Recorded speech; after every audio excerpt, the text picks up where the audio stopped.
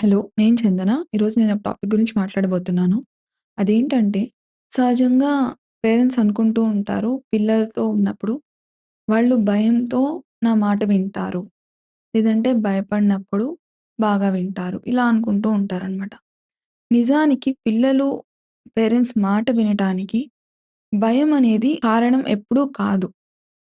పిల్లలెప్పుడూ కూడా పిల్లలే కాదు ఎవరైనా ఒకరి మాట ఎప్పుడు వింటారు అని మనం గనక ఆలోచిస్తే ఎప్పుడంటే వాళ్ళకి ఎక్కడైతే సేఫ్‌గా అనిపించిందో, ఎప్పుడైతే వాళ్ళు ఇది నమ్మొచ్చు అని ఫీల్ అవుతారో, అన్నిటికన్నా ముఖ్యంగా ఎక్కడైతే వాళ్ళకి గౌరవం ఉంటుందో, అక్కడ వాళ్ళెక్కువ వినే ఛాన్సెస్ ఉంటాయన్నమాట. సహజంగా ఏమనిపిస్తుంది, భయపడినప్పుడు వింటున్నారు కదా! అని నార్మల్ డౌట్ అరైజ్ అవుతుంది. బట్ భయపడినప్పుడు ఏం జరుగుతుందంటే, ఆ భయం నుండి తప్పించుకోవడానికి ఎప్పుడూ పిల్లలు ట్రై చేస్తూ ఉంటారనమాట. అంటే ఇప్పుడు నేను వినకపోతే నాకు నెగెటివ్ కాన్సిక్వెన్సెస్ ఒస్తాయి కాబట్టి నేను వింటాను అన్నప్పుడు సహజంగా వాళ్ళకి తెలియకుండానే ఏం జేస్తారు, పేరెంట్స్ ముందు ఒకలా, పేరెంట్స్ లేనప్పుడు ఒకలా బిహేవ్ చేస్తూ ఉంటారు. అదే అలా కాకుండా పిల్లలకి పేరెంట్స్ పట్ల రెస్పెక్ట్ ఉన్నప్పుడు వాళ్ళు పేరెంట్స్ ప్రెజెన్స్‌తో సంబంధం లేకుండా అంటే వాళ్ళున్నారా? లేరా? ఏమవుతుంది? అనే దాంతో సంబంధం లేకుండా వాళ్ళు వినే ఛాన్సెస్ ఎక్కువుంటాయన్నమాట. ఇదెందుకొస్తుంది అంటే సహజంగా పేరెంట్స్‌కి తెలియకుండానే నా మాట పిల్లలు వినాలి అని అనుకుంటూ ఉంటారు. ఈ మాట వినాలి అనే క్రమంలో ఏంటంటే బ చాలామంది వింటూ ఉంటారు. వింటున్నప్పుడు కూడా మనం అర్థం చేసుకోవాల్సిందేంటంటే పిల్లలు మన మాటని ఎందుకు వింటున్నారు? భయంతో వింటున్నారా? లేదా రెస్పెక్ట్‌తోనే వింటున్నారా? ఒకవేళ భయంతో వింటున్నట్లయితే ఫస్ట్ పేరెంట్స్ యాక్సెప్ట్ చేయాల్సిందేంటంటే, వాళ్ళకి మీ పట్ల గౌరవం లేదు, భయం మాత్రమే ఉంది అని. చాలా మందికి ఇది నచ్చదనమాట. అసలు యాక్సెప్ట్ చేయడానికి కూడా ఇష్టపడరు. లేదు మా పిల్లలకి నా పట్ల గౌరవం ఉంది అని అనుకుంటూ ఉంటారు. బట్ నిజాన్ని మీరు గనక ప్రాపర్‌గా అంగీకరిస్తే చాలా మందికి అర్థమైపోతుంది. వాళ్ళకి గౌరవం లేదు, ఉన్నది భయం మాత్రమే అని. అది ఎవ్వరికీ కూడా నచ్చదనమాట ఏ పేరెంట్‌కి. అంటే నా పిల్లలు నా మీద గౌరవంతో కాకుండా భయంతో నేను చెప్పింది చేస్తున్నారు. నేను చెప్పింది వినడానికి ఉన్న నిజమైన కారణం నా పట్ల ఉన్న భయం తప్ప, నా పట్ల ఉన్న ప్రేమో లేకపోతే గౌరవమో కాదు అని అనుకోవడానికి ఎవరికీ ఇష్టం ఉండదు. సో, ఇలా ఇష్టం ఉండకపోవడం వల్ల ఏంటంటే, వాళ్ళని వాళ్ళు లేదు ఇలా కాదు అని నిజం ఎదురుగా ఉన్నా కూడా చూడలేకపోతూ ఉంటారు. అంగీకరించకుండా ఉంటూ ఉంటారు. ఇలాంటప్పుడు ఏమవుతుందంటే, ఎప్పుడైనా కూడా ఎదుటి వాళ్ళల్లో మనం కావాలనుకున్న చేంజ్ రావాలి అంటే, అంటే ప్రాపర్‌గా మనకి పిల్లలతో మంచి రిలేషన్ అనేది బిల్డ్ అవ్వాలి అంటే, వాళ్ళతో మనకొక మంచి బాండింగ్ ఉండాలి. ఒక మంచి బాండింగ్ ఎప్పుడు ఫార్మ్ అవుతుంది? పిల్లలకి, పేరెంట్స్‌కి మధ్య ఒక రెస్పెక్ట్ అండ్ లవ్ ఉన్నప్పుడు ఫార్మ్ అవుతుంది. అలా కాకుండా వాళ్ళు కంటిన్యూయస్‌గా మీరేమనుకుంటారు? మీరేం ఫీల్ అవుతారు? మీకు కోపమొస్తే రియాక్షన్ ఎలా ఉంటుంది? అనే దాని పట్ల వాళ్ళు కంటిన్యూయస్‌గా భయంతో లేదా టెన్షన్‌తో ఉంటున్నారు అన్నప్పుడు, వాళ్ళు ఎట్టి పరిస్థితుల్లో కూడా మీ పట్ల ఉన్న రిలేషన్ ఏదైతే ఉందో, దాని విషయంలో వాళ్ళు హానెస్ట్‌గా ఉండరనమాట. తెలియకుండానే నటిస్తూ ఉంటారు. మీ ముందు ఒకలా బిహేవ్ చేస్తుంటారు. మీరు లేనప్పుడు ఇంకొకలాగా బిహేవ్ చేస్తుంటారు. ఒకవేళ మీరేదైనా చెప్పినా కూడా ఎక్కడ నెగెటివ్ కాన్సిక్వెన్సెస్ ఒస్తాయో అన్న భయంతో ఆ పని చేస్తారు తప్ప, వాళ్ళకి చేయాలనే ఇంట్రెస్ట్‌తో చేయరనమాట. ఇలా చేయకపోవడం వల్లేంటంటే, వాళ్ళు చేసే పనుల్లో కూడా ప్రాపర్‌గా చేయలేకపోవడం, ఏదో పైపైన చేయాలి కదా అన్నట్టు చేయటము, ఇంట్రెస్ట్ ఉండదు. వాళ్ళు చేసే ఏ పనిలో కూడా వాళ్ళకి ఇంటర్నల్ శ్రద్ధ ఉండకపోవడం వల్లేంటంటే, వాళ్ళు చేసే పనులు ఆహ్, టైమ్ పీరియడ్ బేస్డ్‌గా ఉంటాయి. అంటే వాళ్ళు అబ్జర్వ్ చేస్తారు, పేరెంట్స్ చూస్తారు అనుకున్నప్పుడు చేస్తారు. ఆ టైంలో అది అవసరం అనుకుంటే చేస్తారు. లేదు నాకు ఇప్పుడు నేను మేనేజ్ చేసుకోగలను.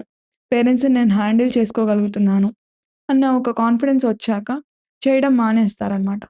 సహజంగా ఏం జరుగుతుందంటే పేరెంటింగ్‌లో పిల్లలకేదైనా ఒక కొత్త హ్యాబిట్ కానీ, వాళ్ళకి అవసరమైన ఒక మంచి అలవాటుని చేద్దామనుకున్నప్పుడు పేరెంట్స్ వాళ్ళకి తెలియకుండానే ఏంటంటే, వాళ్ళని భయపెట్టి ఎట్లాగోలా వాళ్ళ చేత చేయించాలి అనుకున్నట్టు ట్రై చేస్తూ ఉంటారనమాట.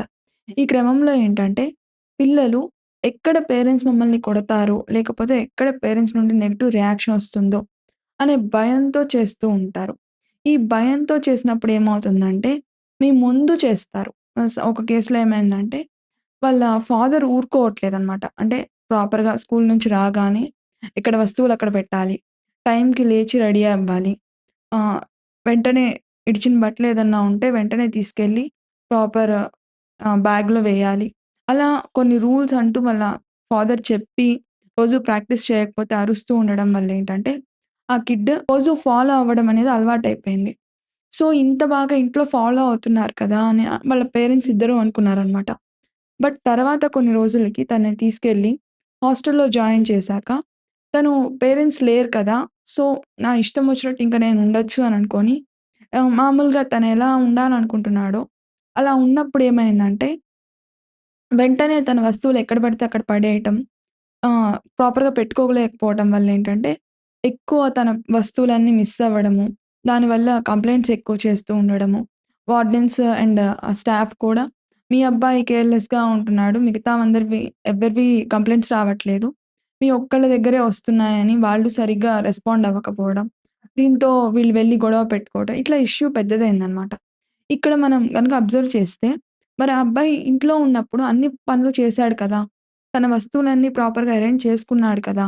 మరి బయటికెళ్ళాక ఎందుకు చేసుకోవట్లేదు అంటే, పిల్లలు అక్కడ అబ్బాయి వాళ్ళ ఫాదర్ పట్ల ఉన్న భయంతో అలా ప్రవర్తించాడు తప్ప, తనకది ఒక ఇష్టంతోనో, లేకపోతే ఇలా చేయడం నాకు హెల్ప్ అవుతుంది, లేదా నా ఫాదర్ నా మంచి కోసం చెప్పారు అని ఫాదర్ పట్ల ఉన్న గౌరవంతోనో తను పని చేయలేదు.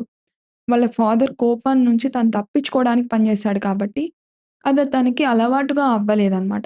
అది ఎప్పటి వరకైతే ఆ ప్రెషర్ ఉందో, అప్పటి వరకు తను చేశాడు. ఎప్పుడైతే ప్రెషర్ తగ్గిపోయిందో, చేయడం ఆపేసేటప్పటికి వెంటనే నెగెటివ్ కాన్సిక్వెన్సెస్ వచ్చేసాయి.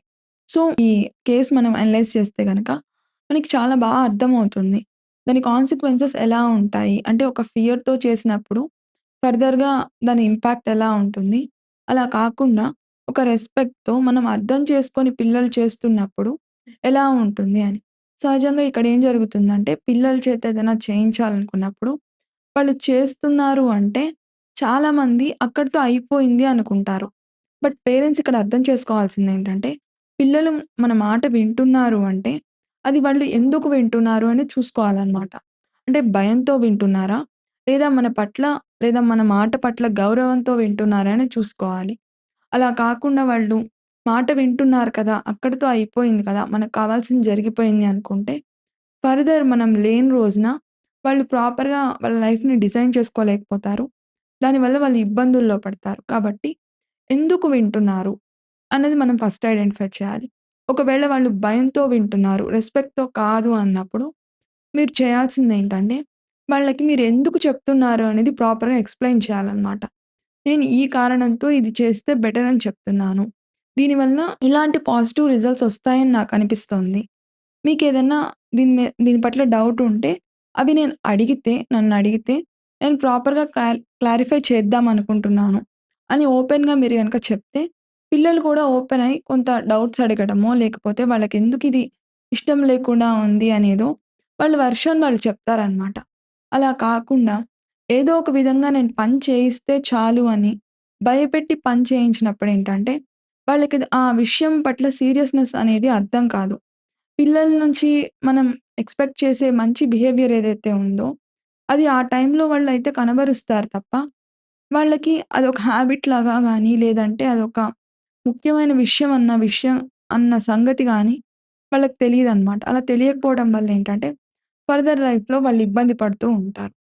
సో, మీ పిల్లలు గనక ఒక పని చేస్తుంటే, అది ఎందుకు చేస్తున్నారు అనేది ఫస్ట్ మీరు ఐడెంటిఫై చేయండి. అది భయంతో చేస్తున్నారా? లేదంటే రెస్పెక్ట్‌తో చేస్తున్నారా? ఒకవేళ భయంతో చేస్తున్నారు అని గనక అనిపిస్తే, దాన్ని ఎలా కరెక్ట్ చేసుకోవచ్చు అనే దాని మీద మీరు ఫోకస్ చేసినట్లయితే, మీకు మీ పిల్లలకి మధ్య ఒక మంచి బాండింగ్ అనేది ఏర్పడుతుంది. Thank you for watching.